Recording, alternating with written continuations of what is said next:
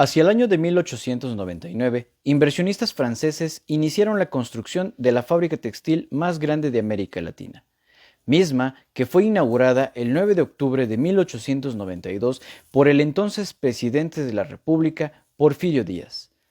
Los orígenes de la fábrica de Río Blanco se remontan a Barcelonet, una pequeña localidad al sur de Francia. En 1876, el general Porfirio Díaz asume la presidencia de la República con una visión colonialista, implementando medidas económicas favorables, principalmente para el capital extranjero. Pero la crisis de 1883 hizo que el sector industrial y comercial evaluara su modelo de negocio, y fue entonces que un pequeño grupo de inversionistas se decidiera por comprar una pequeña fábrica a las afueras de la ciudad de Orizaba, la fábrica de Cerritos. Orizaba había descubierto su potencialidad industrial y textil, reforzado por el formidable impulsor de la economía, el ferrocarril mexicano, puesto en operación en 1873. Todo el país, incluyendo naturalmente a Orizaba, accedía 3 años después a la paz porfiriana. Un grupo de inversionistas, entre otros con personajes como Joseph Trump y Cia, propietario del Palacio de Hierro, Ebrard y Cia, propietarios del puerto de Liverpool, J. Oliver, propietario de la ciudad de Londres, y Sr. A. Honrad, el puerto de Veracruz, tenían como objetivo convertir a la región de Orizaba en el principal foco industrial del país, la Manchester veracruzana. 3 factorías hacían que esta región pudiera ser pionera en tecnología y modernización. La ubicación estratégica entre el puerto de Veracruz y la Ciudad de México, la hidrografía de la región, con abundantes fuentes de agua, y sobre todo el bajo coste de la mano de obra de los trabajadores, que por cierto desencadenaría en una de las consecuencias precursoras de la huelga obrera de 1907. El 28 de junio de 1889, bajo la fe del notario público Rafael F. Morales, se constituye la Compañía Industrial de Orizaba, por sus siglas SIDOSA. El propósito principal de la naciente compañía industrial era levantar en algún sitio del valle, en un lugar que reuniera las características suficientes, una moderna fábrica de hilados y tejidos de algodón, con dimensiones y capacidades de producción desconocidos hasta ese entonces en la República Mexicana. Los inversionistas industriales compraron un considerable número de hectáreas de terreno para poder construir el nuevo complejo industrial a un costado del Río Blanco, entre los imponentes cerros de Santa Catarina y el Cerro del Borrego, mismos que forman parte de la Sierra Madre del Sur y la Sierra Madre Oriental. Cualquier edificio que se construyera ahí tendría la cualidad de estar rodeado por un exquisito paisaje natural capaz de ser contemplado panorámicamente. La pendiente y la altura de las montañas recordaba a la sección de los Alpes del sur de Francia que corresponde al Valle del Ubaye, donde se localiza Barcelonet, un valle enmarcado por el río Valle y los altos Alpes fronterizos con Italia, el cual se encuentra rodeado por montañas de más de 3.000 metros de altura, muy similar a los del Valle de Río Blanco y Orizaba. Podría pensarse que esta condición del paisaje pudo haber dado a los industriales franceses una sensación de hogar y haber influenciado en la toma de decisión del sitio para su asentamiento industrial. Las montañas sirvieron como telón de fondo para poder contemplar la exuberante vegetación de la alta montaña y tener un clima que, aunque sin las drásticas temperaturas del invierno francés, se conservara húmedo la mayor parte del año. Los solares donde se erigiría la nueva fábrica de Río Blanco quedaban separados longitudinalmente por el antiguo Camino Real, hoy Carretera Federal México-Veracruz. Este sitio tenía suficiente extensión no solo para que se construyera la imponente fábrica, sino también para edificar más de 1.100 casas destinados para los obreros y empleados, un palacio municipal, escuelas, un teatro, una iglesia, así como parques y jardines públicos. dando origen a la localidad de Tenango de Río Blanco, que poco después se transformaría en lo que hoy conocemos en la ciudad de Río Blanco, urbanización que corresponde a la de una ciudad lineal. Puede ser probable que los barceloneses fundadores de la fábrica de Río Blanco pudieran traer consigo los conceptos de planificación urbana francesa.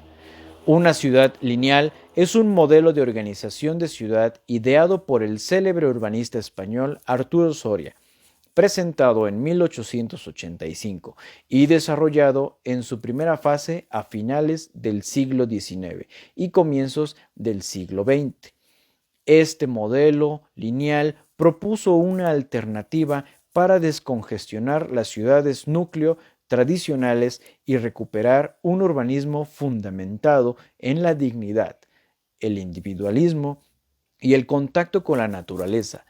La nueva ciudad de Río Blanco, en esencia, se trataba de una ciudad alargada construida en ambos lados de una calle o avenida central de 40 metros de ancho, con viviendas a los lados. Los planos de la época muestran las manzanas extendiéndose a 200 metros a cada lado de la avenida central, separados con 100 metros de bosque de los campos de cultivo, muy similar a los proyectos de Arturo Soria.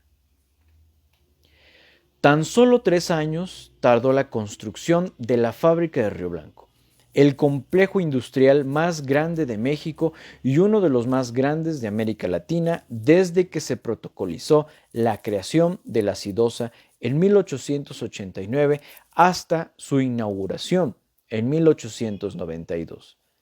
La crónica hacía referencia a los invitados de la fábrica, la elegancia, el menú de la inauguración. Narra con gran detalle el recorrido que le hicieron los socios y dueños fundadores del complejo al presidente Díaz y su comitiva. El tamaño de las naves, la tecnología de la maquinaria, la elegancia de los espacios fueron el asunto principal de una nota publicada en el periódico L'Écho du Mexique el 12 de abril de 1882. La fábrica de Río Blanco, sin duda, tenía que ser el despliegue del más elevado y elegante estilo constructivo. Tenía que retratar un momento de trascendencia y, sobre todo, proyectar la imagen de bonanza de Francia y de los comerciantes franceses en México. Los almacenes de los Barcelonettes en la Ciudad de México estaban enmarcados por la tendencia y sofisticación y la modernidad. Al otro lado del mundo, en 1852, la Exposición Universal en Londres había demostrado a través del Crystal Palace de Joseph Paxton que era factible lograr grandes espacios con una estructura industrial desmontable y reutilizable de módulos de hierro y cristal. Se diseñó y construyó en tan solo 8 meses, algo que nunca se había visto en un edificio de 90,000 metros cuadrados. La honestidad de la estructura de hierro del Crystal Palace mostró un elegante y rítmico juego de columnas y rompió el paradigma de que la ingeniería no tiene ningún valor estético. Por el contrario, la estructura asumió por primera vez un importante valor arquitectónico. Se podría decir que este fue el edificio más innovador de su tiempo y sentó las bases para el desarrollo de los edificios de cristal del siglo XX. 4 meses antes de la creación de la Compañía Industrial de Orizaba, en París se había llevado a cabo la Exposición Universal de 1889, en donde se celebraba oficialmente el centenario de la Revolución Francesa. Desde antes que se inaugurara la feria, todos los pabellones habían quedado eclipsados por la tecnología y monumentalidad de la torre que había diseñado y construido el ingeniero francés Gustave Eiffel en los jardines del Champs de Mars, un terreno ovalado de 390 metros de anchura y 490 metros de longitud. Registros sobre la posible presencia de los socios fundadores de la Sidosa en la Exposición Universal de París de 1889 ni de un probable acercamiento con Gustave Eiffel Era un hecho que estos importantes industriales hicieran recurrentes viajes a París para buscar inversiones, negocios, tendencias constructivas y muy probablemente encontrar tendencias en tecnología y construcción para poder consolidar la edificación de la nueva fábrica de Río Blanco. El diseño y construcción de la fábrica de Río Blanco se le atribuye al ingeniero francés Victor Dubreuil, según lo constatan algunos planos dentro de los archivos de la fábrica, firmados por él el 10 de marzo de 1890. Victor Dubreuil nació en Rouen, al norte de Francia, en 1842.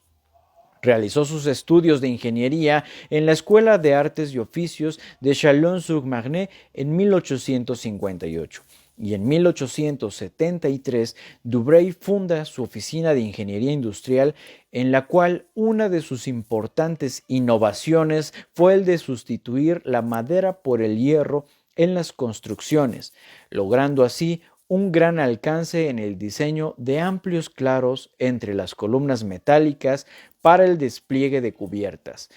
El conjunto de procesos de construcción de Dubreuil no se quedó únicamente en Francia, sino que le otorgó fama internacional diseñando centros industriales en Bélgica, Alemania, Italia y México.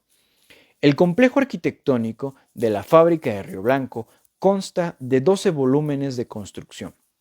Las naves industriales son edificios funcionales simétricos entre sí, con cubiertas de dientes de sierra para la ventilación e iluminación natural, y con una serie de ventanas en sus 4 fachadas.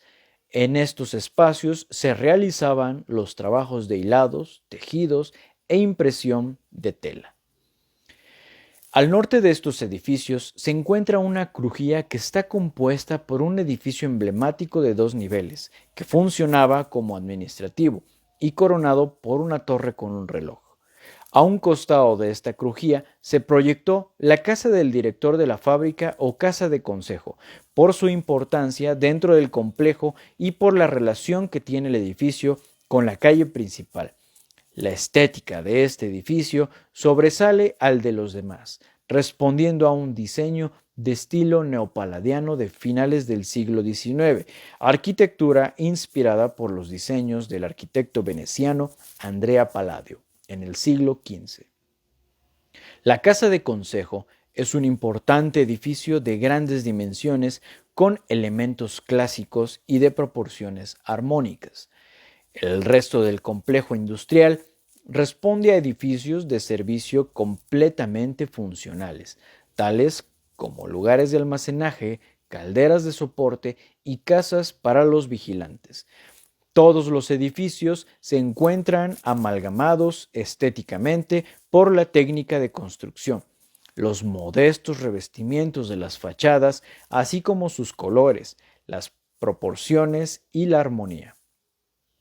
La función del campanario es ser un hito dentro del conjunto de edificios industriales, así como pautar las horas de las jornadas laborales de los trabajadores con el gran reloj de manecillas y una trompeta localizada en su centro. Para la construcción de esta moderna fábrica fue necesario emplear materiales utilizados en la industrialización internacional: hierro, concreto y vidrio.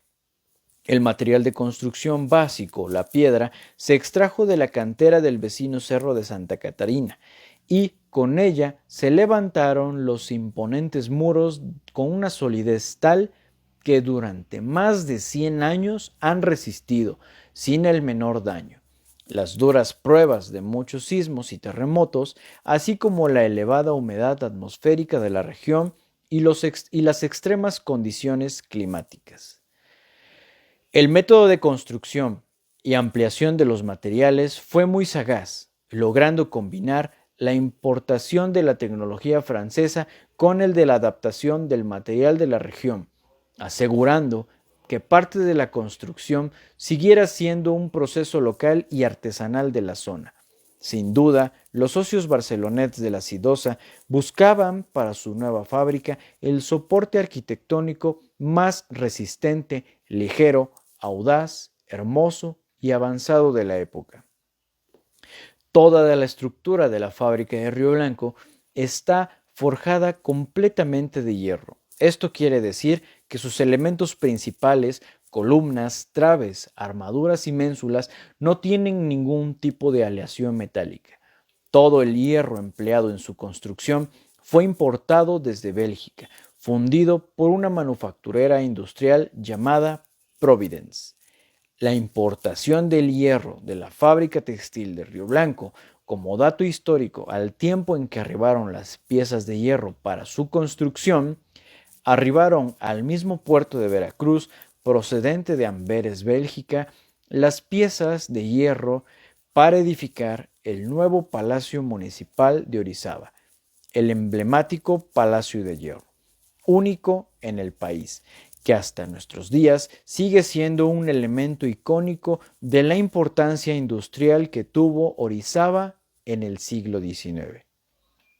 Es así que a 128 años de la inauguración de la fábrica textil más grande e importante no solo de México, sino de América Latina, el 8 de octubre de 1892, el imponente complejo ha sido testigo de la transformación histórica, urbana y arquitectónica del país. Esta pequeña narrativa solo ha sido un fragmento de la amplia historia de este importante lugar. Los sucesos que acontecerían en 1907 es otra parte histórica de la realidad social en la historia de nuestro país. Muchas gracias. Nos vemos la próxima. Quédate en casa.